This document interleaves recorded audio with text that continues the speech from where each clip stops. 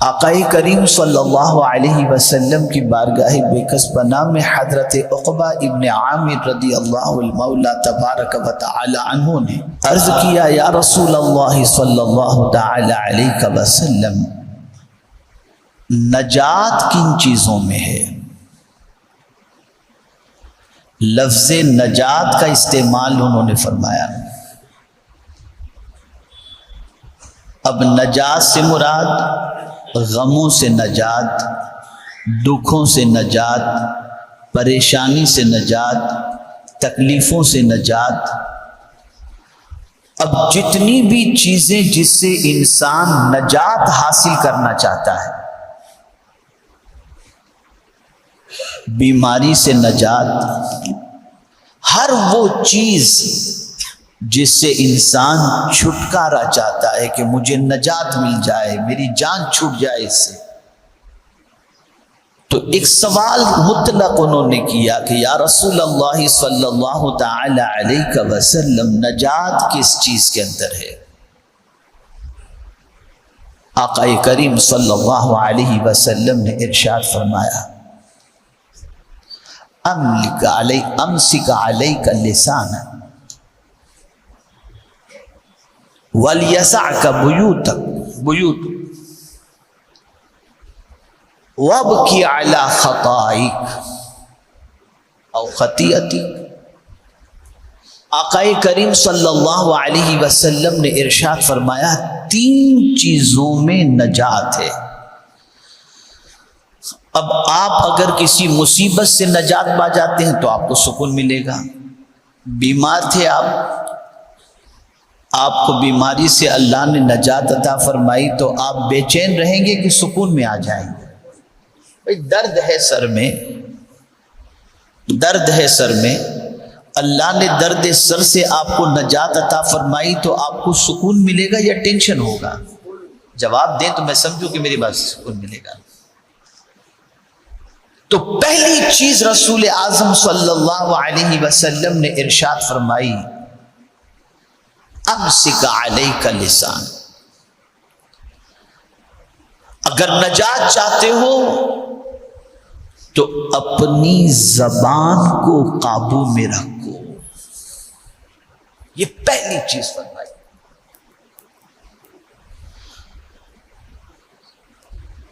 جب کوئی بندہ مومن اپنی زبان کو قابو میں رکھتا ہے تو آپ سمجھ لیجئے کہ 99% ٹینشن سے وہ نجات پا جاتا ہے۔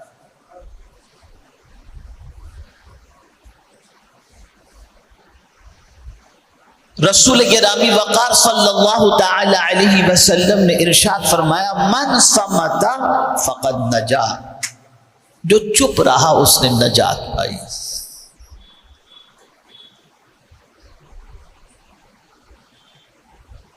زبان کو قابو میں رکھو۔ یہ زبان ہے جس کے ارد گرد اللہ رب العزت جل جلالہ نے 32 دانتوں کا پہرا بٹھا کر کے رکھا ہے، اور کوئی جسم کا عضو ایسا نہیں جس کے ارد گرد اتنا پہرا بٹھایا ہوا ہو۔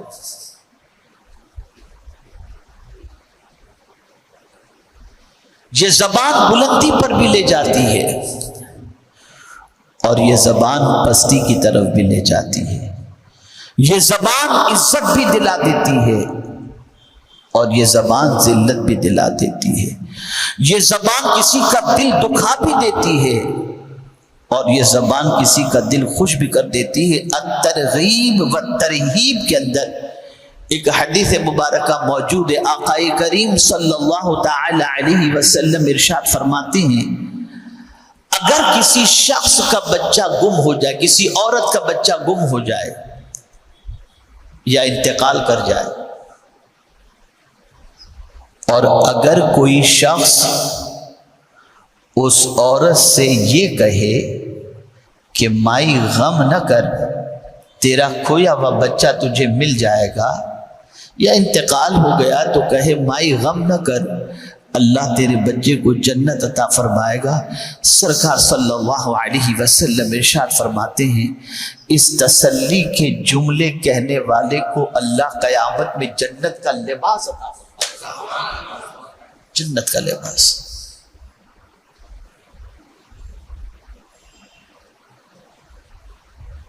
جملے سکون دیا کرتے ہیں. قرآن مقدس میں آقائے کریم صلی اللہ علیہ وسلم کے حوالے سے فرمایا گیا ان صلاتک سکن لہم، بے شک آپ کی دعائیں ان کے دل کو سکون عطا کرتی ہیں.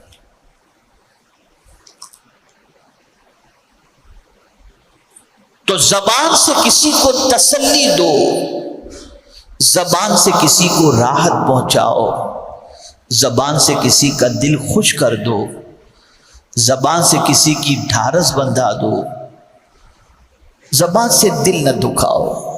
اسی لیے حضور صلی اللہ علیہ وسلم فرماتے ہیں المسلم من سلم المسلمون باللسانہ ویدہ. مسلمان کون ہے؟ کامل مسلمان کون ہے؟ تو رسول اعظم صلی اللہ علیہ وسلم نے فرمایا کامل مسلمان وہ ہے جس کی زبان اور ہاتھ سے دوسرا مسلمان محفوظ رہے، وہ اصل میں پکا مسلمان ہے. لسان کا ذکر پہلے کیا اور ہاتھ کا ذکر بعد میں کیا. من سلم المسلمون بلسانہ، پہلے زبان کا ذکر کیا گیا، لسان کا ذکر فوقیت اس کو دی گئی. کیوں؟ اس لیے کہ ہاتھ سے آپ زندے کو تکلیف دے سکتے ہیں، سامنے والے کو تکلیف دے سکتے ہیں، ہاتھ سے دور والے کو تکلیف نہیں دے سکتے، لیکن زبان سے تو مرے ہوئے کو بھی آپ تکلیف پہنچا سکتے. کوئی مر گیا، اس کی برائی آپ نے کی تو اس مردے کو آپ نے زبان سے تکلیف پہنچائی. کسی کے پیٹھ پیچھے آپ نے اس کی غیبت کی، آپ نے اس کو تکلیف پہنچائی. تو زبان ایسی چیز ہے جس سے سامنے والے کو بھی تکلیف پہنچتی ہے، پیٹھ پیچھے والے کو بھی تکلیف پہنچتی ہے، زندے کو بھی تکلیف پہنچتی ہے، مرے ہوئے کو بھی تکلیف پہنچتی ہے. تو سرکار نے فرمایا اگر تم پکے مسلمان ہو تو اپنی زبان اور اپنے ہاتھ سے دوسرے مسلمان کو تکلیف نہ پہنچاؤ. نماز اپنی جگہ پر، روزے اپنی جگہ پر، حج اپنی جگہ پر، زکوٰۃ اپنی جگہ پر، لیکن آپ نہیں جانتے کسی مسلمان کے دل کو دکھانا یہ کتنا بڑا گناہ ہے. سود، ربا، جو 70 گناہوں کا مجموعہ ہے، 70 گناہوں کا مجموعہ،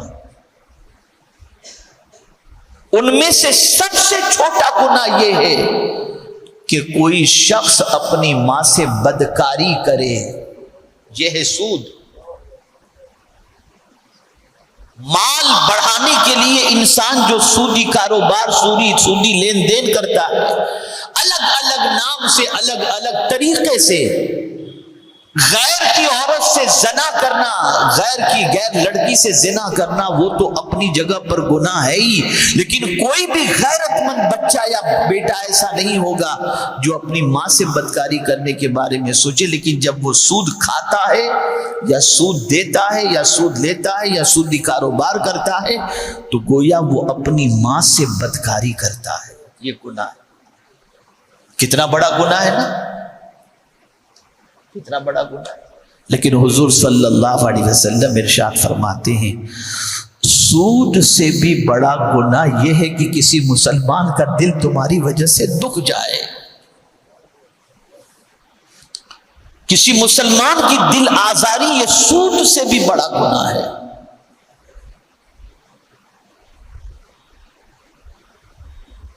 تو زبان کو لگام دو، زبان سے بولو تو اچھی بات بولو. وقولوا للناس حسنا قرآن کہتا ہے.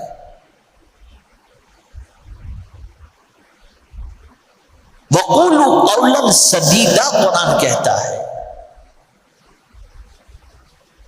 تو زبان سے جب بولو تو اچھی بات بولو ورنہ چپ رہو. آقا کریم صلی اللہ علیہ وسلم ارشاد فرماتے ہیں جو شخص اللہ اور یوم آخرت پر ایمان رکھتا ہے اس کو چاہیے کہ بولے تو اچھی بات، ورنہ چپ رہے، ورنہ چپ رہے۔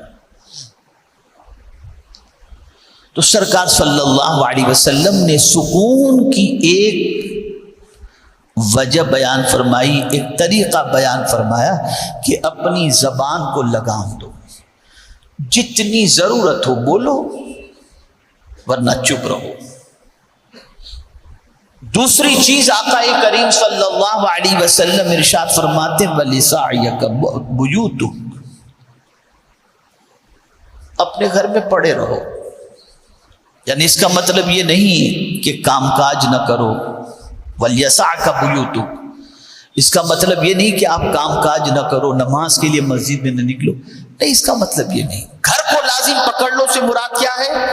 ضرورت جتنا گھر سے نکلو، باقی فالتو چیزوں کے لیے، فالتو کاموں کے لیے گھر سے نہ نکلو، گھر کو لازم پکڑ لو۔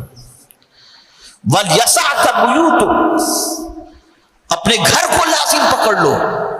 اور جو شخص اپنے گھر کو لازم پکڑ لے، آوارہ گردی نہ کرے، بھٹکا بھٹکی نہ کرے، ٹائم پاس باہر نہ کرے، گھر میں بیٹھ کر اللہ عز و جل کا اور اس کے رسول صلی اللہ علیہ وسلم کا ذکر کرے تو گھر میں خیر و برکت نازل ہوگی۔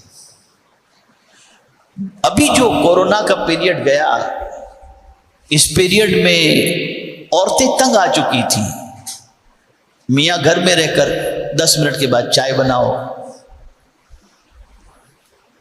اچھا ذرا یہ بنا دو، وہ بنا دو، آرڈر پر آرڈر۔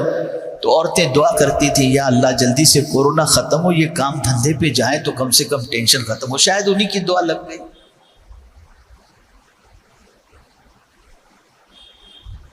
اور ہمارے یہاں یہ ہے کہ گھر جائیں تو بچے سسک کر کے، سہم کر کے کنارے پہ گھس جائیں، پلنگ کے نیچے چھپ جائیں۔ اگر ایسا ہوتا ہے تو ہم سمجھتے ہیں ہم بہادر ہیں۔ ہم گھر پہنچے تو ہماری بیوی کی پوزیشن یہ ہو کہ تھر تھر کانپ رہی ہو، یہ ایک مینٹلٹی۔ یا جائیں تو فوراً ہمارے ہاتھ سے بیگ لے لے، چائے کا ہمیں پوچھے، پانی کا پوچھے، یہ اچھی چیز اخلاق ہے۔ یا پہنچتے ہی یہ رکھ دو، یہ لے لو، وہ لے لو، ایسا کرو ویسا کرو۔ آدمی اس میں اپنی مردانگی سمجھتا ہے۔ ہم ام المؤمنین حضرت عائشہ صدیقہ رضی اللہ تعالیٰ عنہ سے پوچھتے ہیں، یا ام المؤمنین ذرا یہ بتائیے کہ حضور گھر میں تشریف لاتے تھے تو سرکار صلی اللہ علیہ وسلم آپ کے ساتھ کیسے پیش آتے تھے؟ تو ام المؤمنین حضرت عائشہ صدیقہ رضی اللہ تعالی عنہ فرماتی ہیں، آقا کریم صلی اللہ علیہ وسلم جب گھر میں تشریف لاتے تھے تو کبھی حضور نے آرڈر نہیں کیا، بلکہ اپنا کام خود حضور اپنے ہاتھوں سے کرتے نظر آتے۔ یہ کب سیکھو گے؟ یہ کب سیکھو گے؟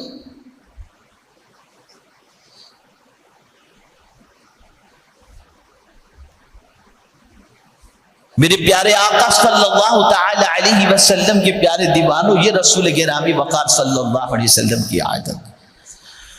اور امہات المؤمنین کے گھر سب قریب قریب تھے، اور رسول اعظم صلی اللہ علیہ وسلم سب کے یہاں روزانہ عصر کے بعد تشریف لے جاتے تھے، اور جن کی باری ہوتی تھی ان کے یہاں رات کو تشریف لے جاتے تھے۔ عام طور پر بیویاں اپنے شوہروں کی شکایت کرتی ہیں، لیکن قربان میرے آقا صلی اللہ علیہ وسلم کی عظمت پر کہ جب ام المؤمنین حضرت عائشہ صدیقہ رضی اللہ تعالی عنہا سے آقا کریم صلی اللہ علیہ وسلم کے اخلاق کے بارے میں پوچھا گیا تو سوال پوچھنے والے سے کہتی، کیا تو نے قرآن نہیں پڑھا؟ کانا خلقہ القرآن، جو کچھ قرآن میں ہے اس کا عملی پیکر دیکھنا ہو تو میرے محبوب مصطفیٰ جان رحمت صلی اللہ علیہ وسلم۔ تو سرکار صلی اللہ علیہ وسلم نے فرمایا، سکون کا دوسرا ذریعہ یہ ہے کہ تم اپنے گھر کو لازم پکڑ لو، یعنی فضول ادھر ادھر بھٹکنے کی عادت مت رکھو، گھر کو لازم پکڑ لو۔ اور تیسری چیز، وَابْكِي عَلَىٰ خَطِيئَتِكَ، اسے غور سے سنو۔ سرکار صلی اللہ علیہ وسلم فرماتے ہیں، اپنے گناہوں کو یاد کر کے روتے رہو، تمہیں سکون مل جائے گا۔ گناہوں کو یاد کر کے رو. یہ نہیں کہ بڑھاپے میں کہو کہ کالج کی لائف کتنی اچھی تھی, کیا انجوائے کرتے تھے یار, پھر وہ لائف مل جائے تو کتنا اچھا. لا حول ولا قوت الا باللہ. بلکہ جب گناہ یاد آ جائیں آنکھوں سے آنسو نکل جائیں کہ اللہ تیری بارگاہ میں ہم کیا جواب دیں گے, ہمیں تو معاف فرما دے. تو جو شخص اپنے گناہوں کو یاد کر کے روئے, حضرت عبداللہ ابن مبارک رضی اللہ المولا تبارک و تعالی عنہ فرماتے ہیں کہ راستے کے کنارے پر ایک نوجوان کھڑے رہ کر کے رو رہا تھا اور کافی دیر سے رو رہا تھا. فرماتے ہیں کہ مجھے خیال ہوا کہ شاید اس کے پیسے گم ہو گئے ہوں گے یا کسی کا انتظار کر رہا ہے, اس وجہ سے وہ رو رہا ہے. کافی دیر سے وہ رو رہا تھا, لیکن جب دیکھا کہ نہ کوئی آ رہا ہے نہ وہ وہاں سے جا رہا ہے, کھڑے رہ کر کے رو ہی رہا ہے, تو حضرت عبداللہ ابن مبارک رضی اللہ تعالی عنہ پہنچتے ہیں اور اس کے کاندھے پر ہاتھ رکھ کر ارشاد فرماتے ہیں, کیا ہوا بیٹا, کیوں رو رہے ہو؟ جوان لڑکا تھا, کیوں رو رہے ہو؟ پیسے گم ہو گئے, کسی کا انتظار ہے؟ وہ کہتا ہے نہیں, نہ پیسے گمے ہیں نہ کسی کا انتظار ہے, بلکہ جب میں یہاں آیا نا تو مجھے میرا گناہ یہاں پر جو ایک بار مجھ سے سرزد ہوا تھا وہ گناہ یاد آ گیا, تو یہ زمین میرے گناہوں پر گواہ ہے, میں آنسوؤں کے ذریعے اپنے زمین پر گناہوں کے دھبوں کو مٹا رہا ہوں.